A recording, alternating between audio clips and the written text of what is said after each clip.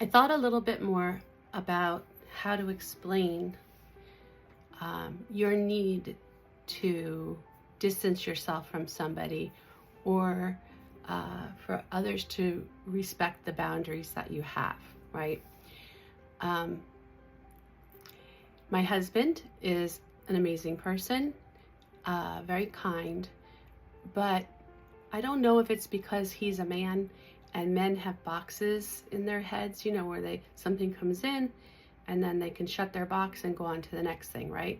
Whereas I feel like for myself and a lot of women, and probably some men too, like your brain just is always connecting dots and always making connections. You see this thing happen and you connect it to something else that happened, and it makes for a very busy place.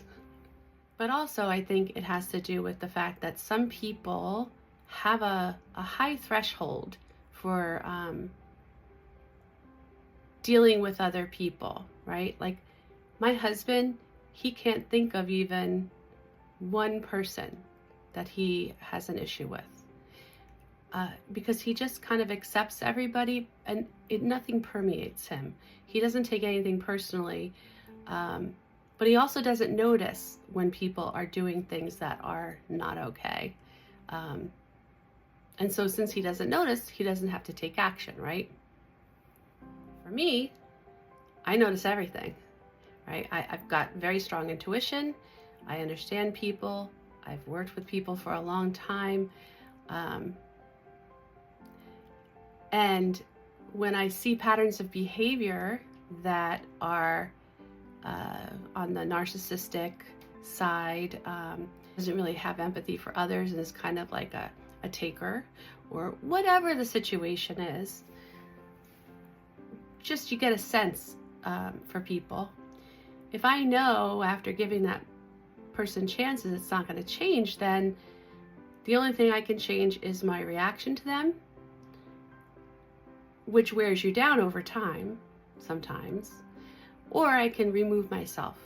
In order to help my husband to understand how it feels to be feeling like there's a presence around you or whatever, where you always have to kind of be on guard and you just don't want to have to do that anymore, I had to explain it to him using like a war analogy.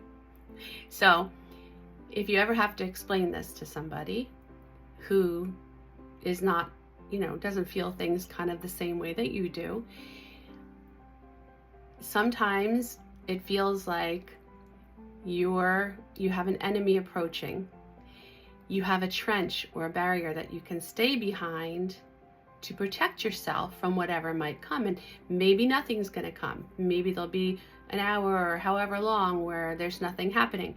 But then all of a sudden, they might send a volley of machine gun over, or maybe it's a grenade, or maybe the tank is firing an extra big one, right? And all you can really do is stay behind that trench, that barrier. It used to be that I would fight back, but that would suck my energy. So when that enemy would retreat or go wherever they go, and you knew that they were gone, right?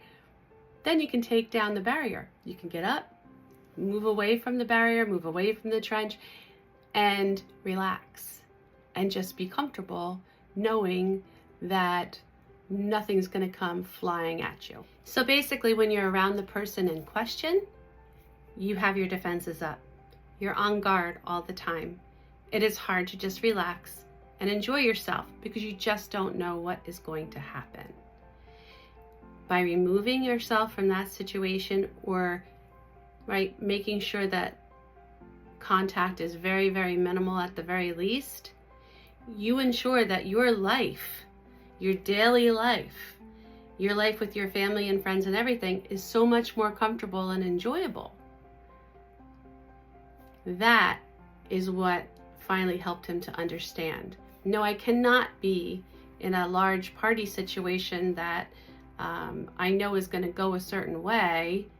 If a certain person was there, because I wouldn't be able to relax. I would just be anticipating all the time or being on guard for whatever might happen. So you have to put your boundaries in place, right? This is okay for this person to be here for this. It's not okay for this person to do that. You're okay to be here if you can follow these rules and accept this from me. And if you can't, I'm sorry, but I can't let you be a part of what I'm doing, right? So I think, I think he finally gets it. Hopefully the explanation helps you guys to understand it and to maybe help others understand it who are in your life. Take care.